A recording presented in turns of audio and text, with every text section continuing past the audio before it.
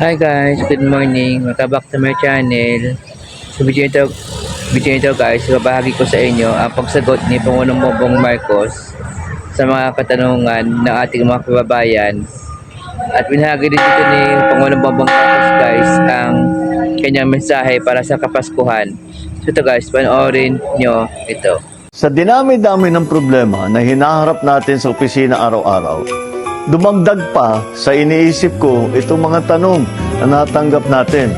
Kaya ngayon, susubukan natin sagutin isa-isa. Ano ang dapat gawin kapag hindi mo gusto ang regalong natanggap mo sa exchange gift? Pwede ba ito ipasa sa iba? Ginagawa nyo ba ito? Siyempre, pagka natanggap mo, kahit ano man yung natanggap mo, siyempre naka-smile ka. At saka thank you. Alalahanin mo, ito naman, kahit ano pa ang binabigay sa inyo, kahit meron ka na, ito'y galing sa puso nung nagbigay. Yun ang alalahanin natin. Pero hindi naman dapat na masayang. Ipasa nyo sa ibang tao na makikinabang doon sa magandang regalo na yon. Gaano kalaki ang tamang kuha ng Let's Plan? Pasko naman kumuha ka ng anong gusto mo. Basta yung mga nagdadala ng pagkain, damihan na lang ninyo. Ilang pirasong lumpiang Shanghai ang dapat kainin? Basta't nabubusog kayo.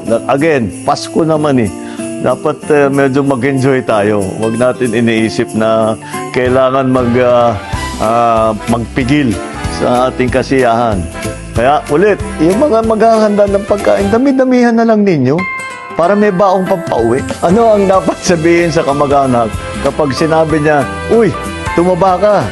Madaling sagutin yan. "Uy, tumaba ka." Oo nga ikaw din. Ikaw, what do you think? Anong dapat sabihin? Tumaba ka daw. Saka malaki yung tiyan ko. Dapat naman wala akong stress. Happy ako. Kami naman ang magtatanong. Ang lagi namin tinatanong sa mga anak namin, yung tatlong anak kong lalaki, ba't wala pa kaming apo? Tama yan, honey. Sana all. Yan ang Christmas wish ko. Wala kayong mabola, no? Obligado ba kaming magbigay ng regalo sa aming mga inanak? Pwede po ba Pwede po bang pagtaguan yung mga inaanak namin? Kami hindi namin pwedeng pagtaguan dahil madali kaming hanapin.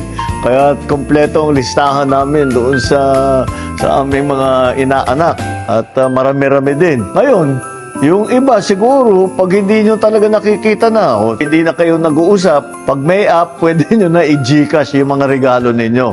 Ngayon, mas madali na. Pag may potluck, ano ang luto dala-dala ni PBBM? Ang gagawin ko para makarami at saka madaling gawin? Spaghetti. Sana ay masaya at mapayapa ang inyong pagdiriwang kasama ang inyong mga kaanak at kaibigan. Sa pagkain, yung sakto lang po.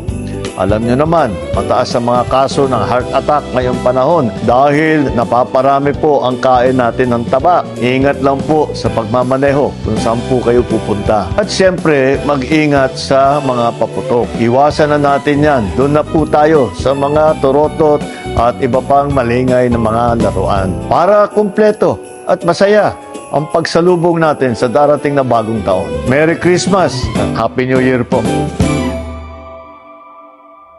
Then guys, ito pa rin tayo sa Lobak Plaza, sa Christmas decorations sa Lobak Plaza dito sa Lobak Bohol. So yun na panood ang pagsagot ni Pangulong Bongbong Marcos sa katanungan natin ng mga kababayan at ang kanyang mensahe para sa Kapaskuhan. So kung gusto na yung video ito guys, please like, share, subscribe, click the bell icon para updated kayo sa mga videos i-upload ko pa. Bye!